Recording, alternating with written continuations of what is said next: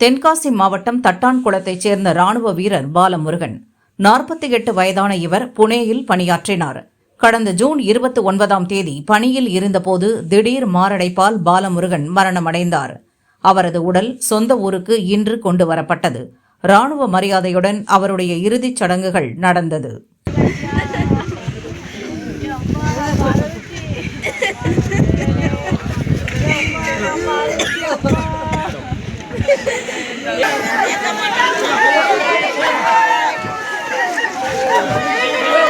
வண்டி எடுங்க முன்னாடி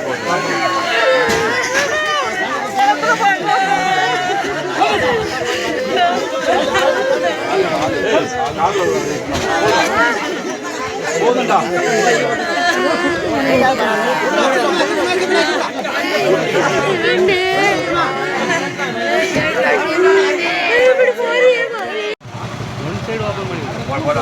அடைக்க வேண்டாம், உட்காந்து கீழே உட்காருங்க, அதில் கீழே உட்காந்து போங்க.